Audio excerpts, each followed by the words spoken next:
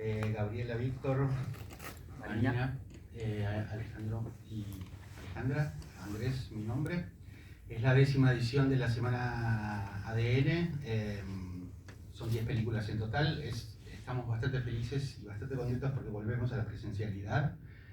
Son 10 películas, 2 por día, 8 son preestrenos de miembros de la asociación como directores o como productores, 2 películas invitadas, una en asociación con el Instituto de Cine Boliviano, que es Achachilas, y la otra es un premio que le dimos desde ADN a la película Mujer Perseverante, de Soledad San Julián.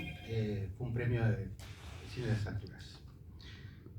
Y paralelamente hay una muestra de 26 películas online por Octubre TV, a partir del 28 de este mes hasta el 28 de septiembre al 28 de octubre.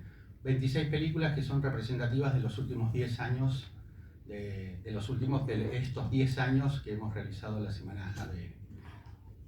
Bien. Gaby, ¿quién quiere comentar algo de cada una de las películas? Así es, María. Sí, que presente también el espacio de las conversatorios. Sí, me olvidé. Hola, yo soy Gabriela. Los queremos invitar también que vamos a tener 2 espacios de conversatorios en el marco de la Semana ADN. Uno es el viernes 30, que es un espacio que nos parece como bien importante porque tiene que ver con la discusión que hay de los fondos de la cultura. Si tenemos ese dinero, no lo tenemos, para qué lo tenemos, quiénes lo tenemos. Entonces la idea de ese espacio es como encontrarnos en las inquietudes y en las peleas que se están dando. Entonces ahí, bueno, nos parece importante compartirlos y que se puedan estar y proyectar lo que se discute allí. Y luego el sábado vamos a tener también un conversatorio que tiene que ver con el cine documental y cómo abordamos el registro del conflicto social. Entonces ahí vamos a contar con un par de profesores de la UBA y un colectivo que se llama Habitar, que vienen trabajando también proyectos bueno, de la situación de derecho en las ciudades sería. Entonces, bueno, son 2 espacios que nos parecen interesantes y que lo estamos planteando no como charlas, sino como conversatorios en esta idea de trabajar el encuentro. Y un poco como después de la pandemia, creo que todos necesitamos vernos las caras y saber quiénes somos y dónde estamos. Dicho eso, les cuento un poquito de mi película, que se llama Los del Fondo. Es un documental que para mí es como una historia, está en un registro punk, les diría, porque tuvo mucha dificultad técnica durante su rodaje. Y básicamente la dificultad era que yo que estaba grabando me rompía todo el tiempo, porque es una historia sobre los chicos que están en situación de consumo en la parte de atrás de la Villa 31 y bueno, es un poco un trabajo de las personas que los contienen, esa relación amorosa de las personas a las que la vida le ha pasado por encima una y otra vez, logran construir un espacio amoroso y el gobierno de la ciudad genera un proyecto para hacer una autopista que les pasa de vuelta por encima y los rompe, y se rompe el espacio y se gasta un montón de dinero en la autopista y además la autopista no se hace. Entonces, bueno, un poco de eso va Los del Fondo, que nos parece que no tienen de nada, de nuevo no tiene nada, porque es una historia muy, muy vieja.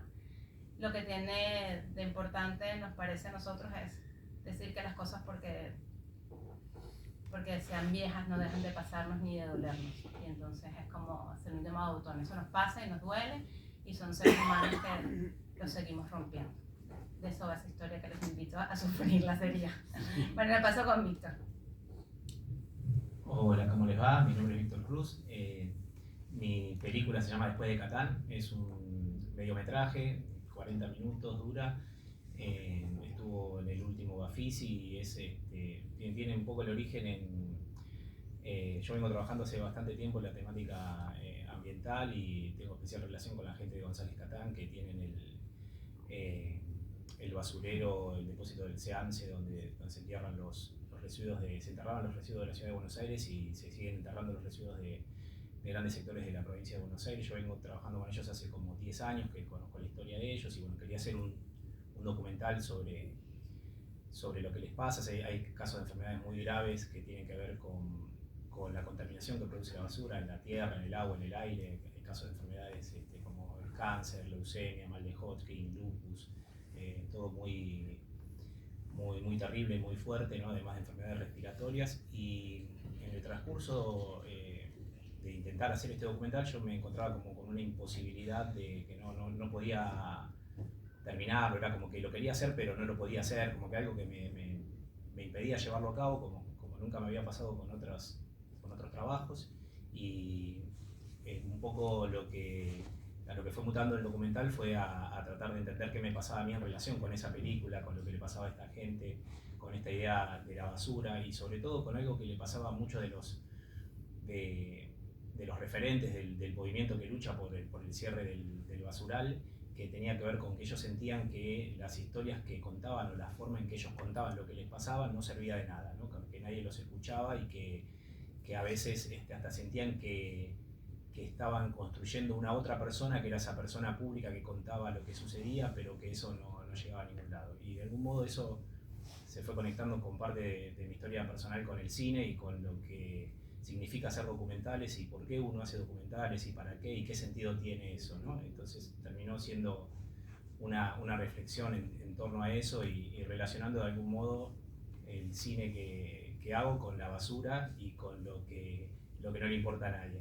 Y bueno, parece medio bajón, así como ahora que lo termino de contar, pero bueno, en algún punto fue como un proceso muy fuerte, nunca me había pasado algo así, y bueno, y de hecho de eso también tiene que ver con la duración de la película, porque no es un largometraje, es un mediometraje, que es como la cosa que sí, las películas cuando son largometrajes son difíciles también de que sean vistas, un mediometraje menos, es como la cosa más invisible que hay, no es ni un corto ni un largo, pero justo esta película era la duración que yo sentía que tenía que tener, y de hecho también con los que la visualización, hasta la visualización de la película está pensada más para que se vea hasta en celulares, digo, hay muchas partes de la peli, porque es una peli low-fi, digo, hay partes que están filmadas con celulares, hay partes que son registros de otras películas, y está pensada más para escucharse que para verse, ¿no? Digo, la mejor forma de visualizarla es con auriculares y en un celular andando en el colectivo. Y si alguien la visualiza así y ve 15 minutos de esos 40, yo me voy a sentir contento. O sea, mis aspiraciones son bastante bajas, pero aquí en la sala, cuando se vea el miércoles a las 20 horas, también va a estar bueno porque va a ser de las pocas proyecciones colectivas que va a tener, y bueno, espero que ustedes cuando la vean, si la ven en la sala, mejor, y si no, véanla con auriculares. Les agradezco por venir infinitamente, y bueno, le paso acá el teléfono. El micrófono a Marina. Bueno, gracias, Víctor. Bueno, mi nombre es Marina Seising, yo soy la directora de la película Reformadores. Bueno, Reformadores es un retrato sobre la comunidad protestante luterana, que particularmente me focalicé en la Iglesia Evangélica del Río de la Plata, que era una iglesia que emigró de Alemania a fines del siglo XIX y se instaló acá en el cono sur, digamos, ¿no? En Buenos Aires, y después, bueno, hay también en Paraguay, Uruguay y Chile. Siempre yo vengo de familia protestante, luterana, y me la pasé siempre teniendo que explicar en un país judío cristiano, que era judío católico más que nada, que era el protestantismo, ¿no? Y como hay mucha confusión acerca de las iglesias evangélicas, porque de repente devinieron un montón de iglesias. Bueno, ¿puedo hablar fuerte? No tengo problema. Hay muchas iglesias que devinieron en llamarse evangélicas, entonces acá yo creo que viene a dar un poco de luz y de ordenar qué significa las iglesias evangélicas protestantes luteranas, del origen de Martín Lutero allá por la Reforma. Por eso juego con el título Reformadores. ¿Y cómo mutó esta iglesia? Porque yo me la reencontré durante muchos años, cuando era chica, y me reencuentro a partir del documental con una iglesia completamente transformada, donde se posicionó, por ejemplo, a favor de la legalización del aborto, donde hay pastoras mujeres, donde casan homosexuales, donde hay pastores homosexuales. Bueno, va a dar mucho que hablar, no quiero spoilear demasiado, pero bueno, y los orígenes también que abrazaron acá las luchas de los derechos humanos de las Madres de Plaza de Mayo, por ejemplo, muchas cosas que no se saben, y hoy todo el trabajo social que hacen, que ellos lo llaman el trabajo diacónico, no me metí tanto con la creencia, sino con todo este trabajo diacónico social que hacen en diferentes barrios de Buenos Aires y el Gran Buenos Aires, ¿no? Sin necesariamente evangelizar, ¿no? Esa es una postura diferente al catolicismo.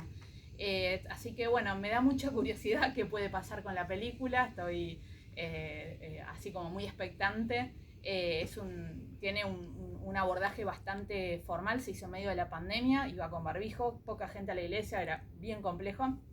Entonces, bueno, tiene un carácter formal y también entendí, iba a tener un protagonista que no tiene protagonista porque el concepto del protestantismo es que no haya protagonista, sino que el protagonista es la comunidad. Entonces, es un retrato de diferentes actores sociales que aparecen en la iglesia, ¿no? Así que, bueno, y eso habla, o sea, el carácter del documental tiene que ver con el carácter de la iglesia, ¿no? Entonces, eso también lo terminé de entender, ¿no? Uno siempre tiende a querer buscar un protagonista en todo, ¿no? Una cosa verticalista que tenemos instalada, pero acá es otra cosa, ¿no? Así que, bueno, esa es un poco mi historia. ¿Cuál es el nombre del documental? Reformadores. Ah, muy interesante. Reformadores. Los que quieran ver algunas películas en particular me mandan mails y yo les paso para que queden en boletería y puedan ver las películas. El viernes a las 6 de la tarde es la mía. Le paso el micrófono virtual a Andrés. Aquí lo tenemos. Bueno, mi nombre es Andrés Abeger. Yo soy el director de un ensayo documental que se va a pasar el domingo a las 18 horas, que se llama Casi todo sucede en los sueños. Casi todo sucede en los sueños, principalmente es un juego que terminó siendo una película. Es para mí la película más libre porque empezó justamente así. Empezó no queriendo ser una película y terminó siendo una película. Porque fue básicamente un rodaje en el último mes de la pandemia, octubre del 2020, en el mes más duro del encierro, que me guioné básicamente a partir de un montón de textos que venía leyendo. Me guioné temáticamente octubre o cósmicamente octubre para levantarme cada día y filmar en torno a algunas frases que tenían que ver con la mirada, con la memoria o con la infancia. Y así transcurrí octubre con la idea de lo que sucedía o lo que creo que no sucedía en la pandemia, que era la sensación de estar dentro de una película. Yo quise estar dentro de la película y filmar esa película. Lo combiné luego con mucho material de archivo, Super 8, de otras de mis películas que no había utilizado, material de descarte. Y terminó siendo un ensayo para mí sobre la mirada, básicamente, sobre la construcción de la mirada y sobre el eje de la infancia y la memoria, ¿no? Y es una película muy nuevita, se estrenó en el DOC Buenos Aires hace 3 semanas, y esta va a ser la segunda proyección. Es una película relativamente breve, dura 61 minutos, y es una película para mí, más que una película, es una bella experiencia. A diferencia de Víctor, es una experiencia en sala, no es una experiencia en celu, y mucho menos con auriculares, así que tenemos para todas las variantes. Invitadísimos. Le paso a Alejandro y Alejandra, que nos pusimos para terminar con la parejita. Bueno, no es mi pareja. No, pareja de algo. Mi nombre es Alejandro Bagnenkos, soy el director de Abandono de Cargo, una película que se terminó ayer, así que es calidad. Estamos empezando a hacer el tráiler, así que es un preestreno, realmente un preestreno fuerte. Vamos a ver qué sucede en la primera proyección, que es el sábado a las 20 horas aquí. Abandono de Cargo nace de una tesis, de una maestría de una compañera de Lobos, provincia de Buenos Aires, que era alumna de un profesor del Pato Lacoste que desaparece en 1976. Y alguien que me decía que merecía una película.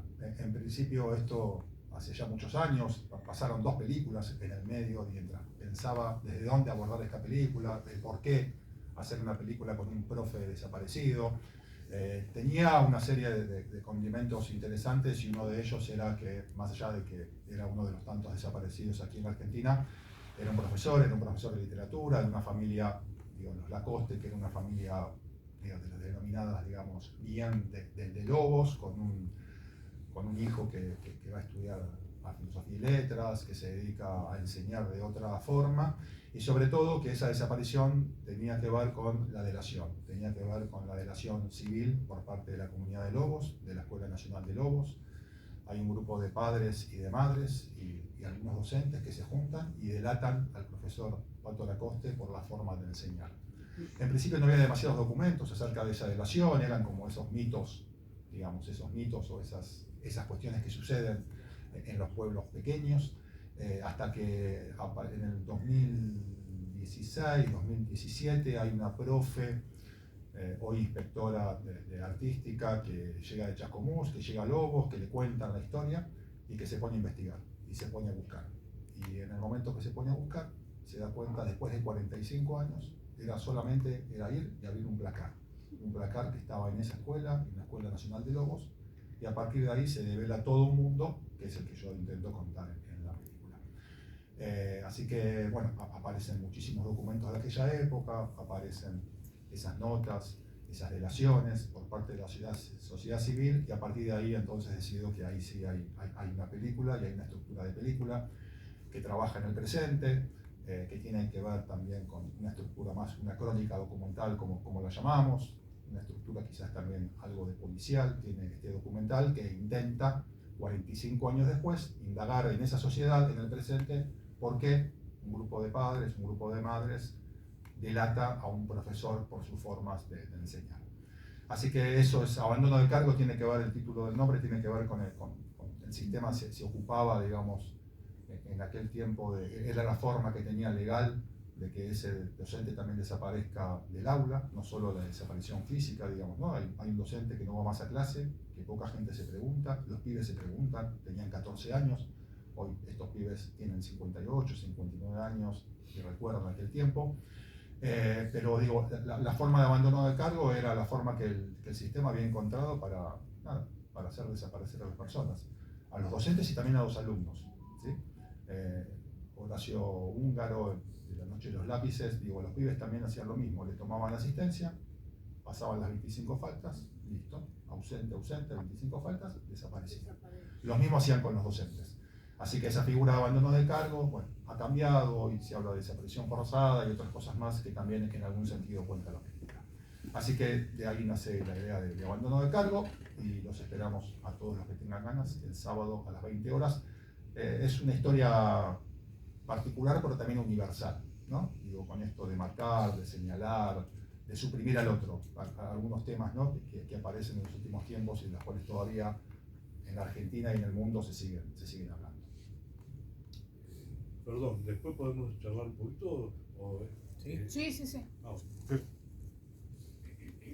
Bueno, mi nombre es Alejandra Almirón, soy la directora de la película que van a ver ahora en un ratito, Llamarada. En principio les agradezco mucho que hayan venido.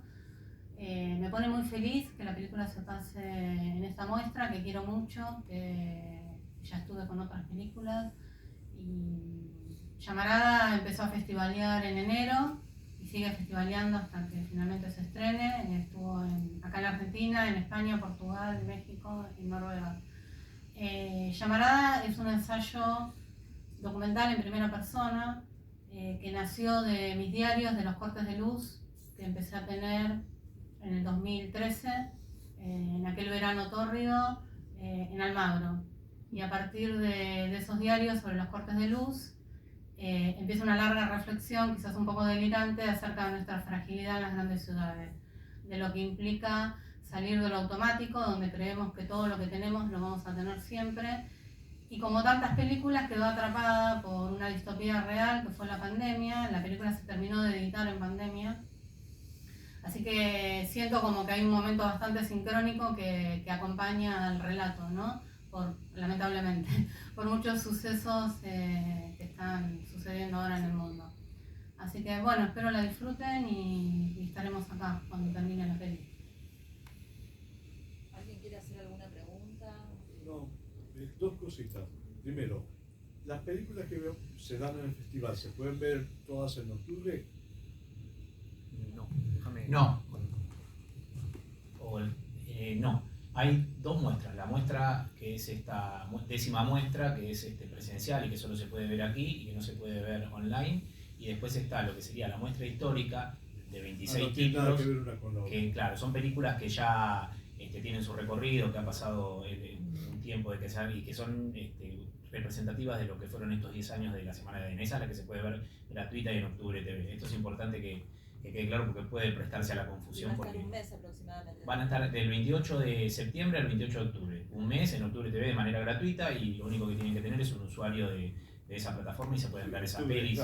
Que digo, eso también van a tener a disposición, pero son todos títulos que un poco dan cuenta de no solo de lo que fue la semana, de lo que es la asociación, sino también del crecimiento exponencial que ha tenido el documental en los últimos 15 años desde que se instaló la vía digital, ¿no? Un poco también es hijo de esto la muestra.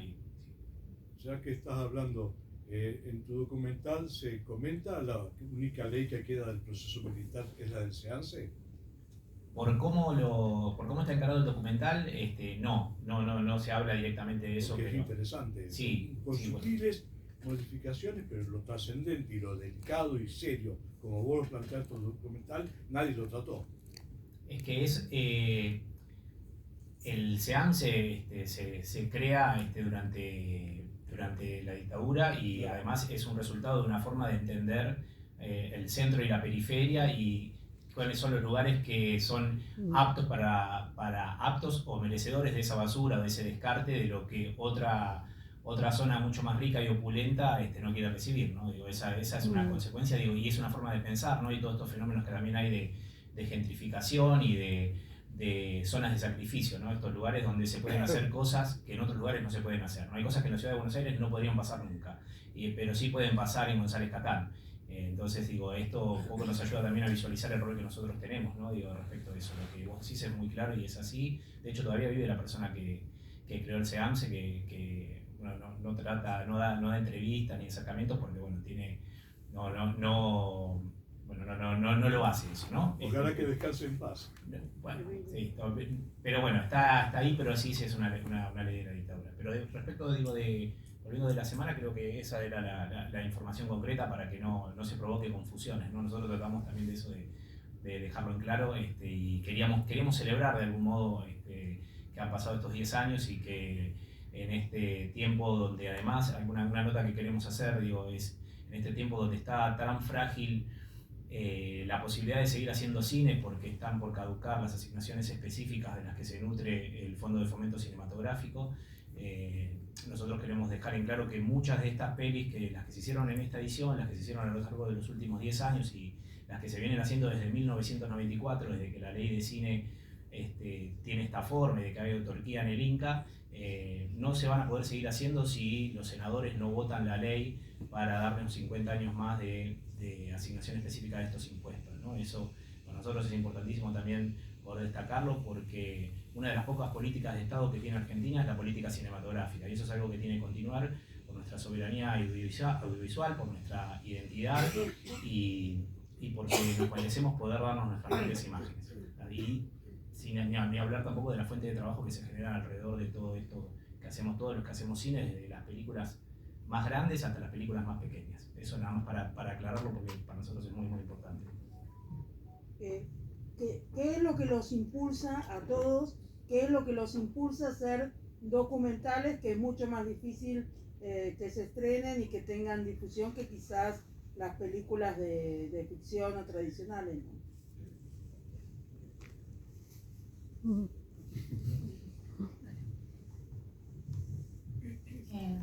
A mí personalmente hago cine documental porque me gusta. También considero que el tag o la etiqueta documental no necesariamente es correcta porque creo que el cine es cine siempre y no importa si trabajamos con actores o con personas reales. Y sí, es una pena que el cine documental no tenga tanta pantalla, es algo que quizás nunca sepamos bien por qué, o porque hay un prejuicio de lo que es el documental, que la gente cree que es un oso panda comiendo bambú en National Geographic y que muy pocos saben que el documental cuenta una historia igual que cualquier otra película y que quizás nosotros mismos, el usar la palabra documental, nos encerramos en una trampa porque es como si estuviéramos obligados a presentar un documento y en realidad es cine. Deberíamos empezar a hablar de cine y no tanto de esa etiqueta.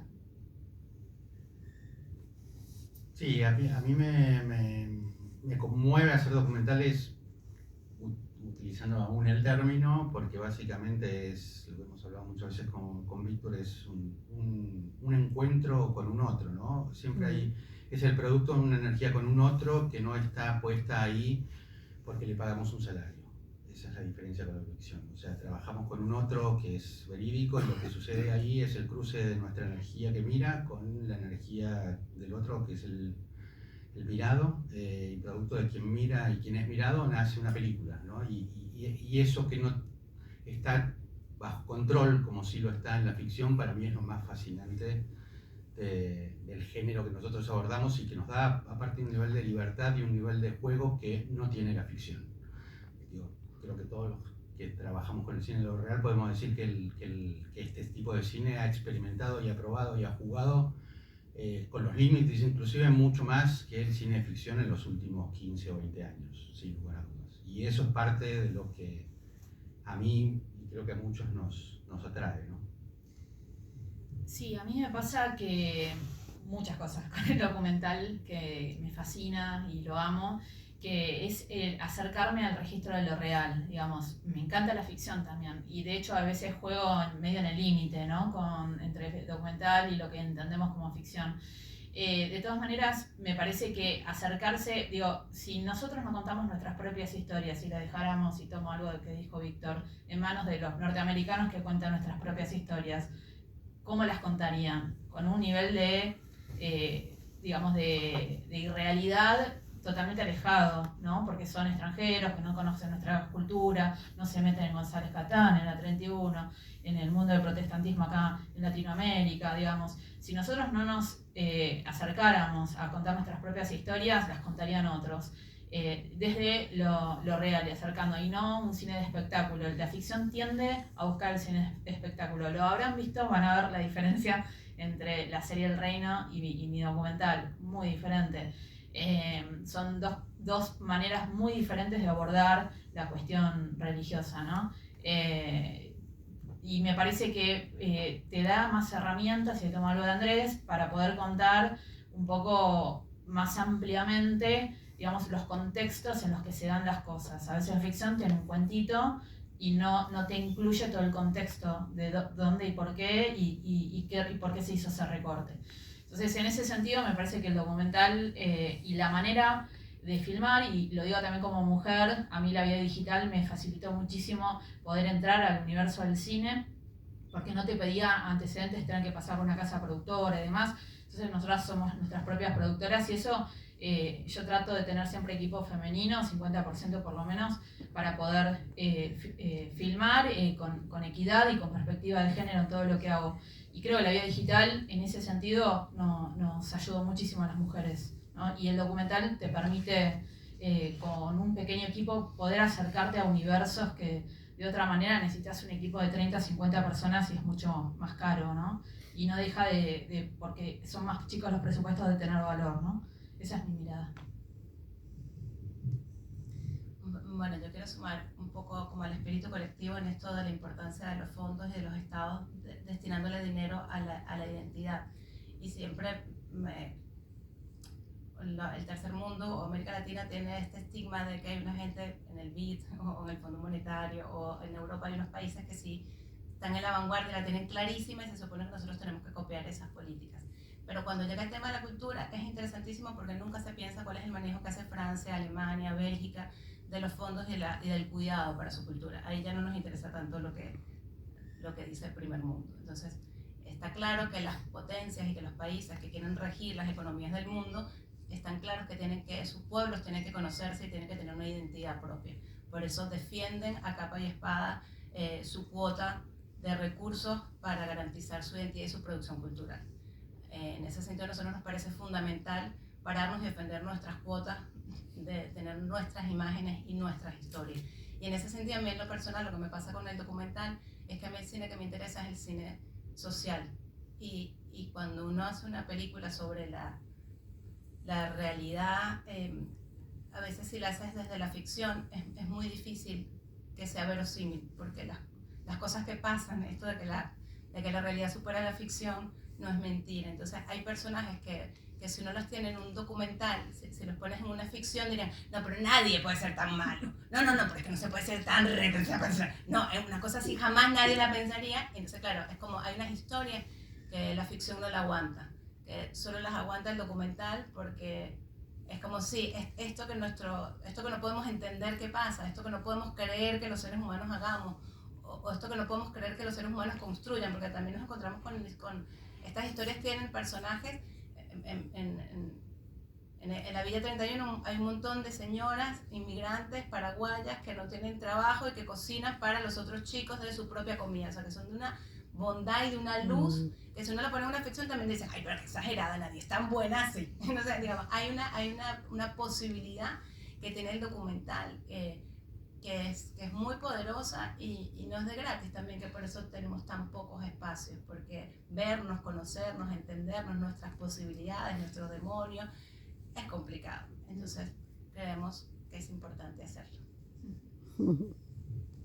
Bueno, en mi caso me pasa que el documental es algo con lo que me choqué y me encontré, no algo que busqué ni que descubrí, pero a la hora de hacerlo, de seguir haciendo, es porque siento que a veces nos da la posibilidad de vivir como muchas vidas dentro de una sola vida, ¿no? El conocer otras historias, otras personas, otros lugares, el atravesar la experiencia documental, que a diferencia de la ficción, creo que el documental se atraviesa con el cuerpo. Es una experiencia que cuando uno la vive con la intensidad que requiere de hacer documentales, conectando con el otro, al terminar de hacer un documental uno sale transformado, uno cambia. El espectador puede recibir el estímulo de la película y pensar cosas y también reflexionar y emocionarse, pero nosotros los realizadores también cambiamos, no somos los mismos después de terminar una película y cuando pasamos a la siguiente. No es algo que hacemos de ese lugar, sino que lo atravesamos con el cuerpo, y eso creo que es una cosa que es fabulosa que nos provoca el cine documental.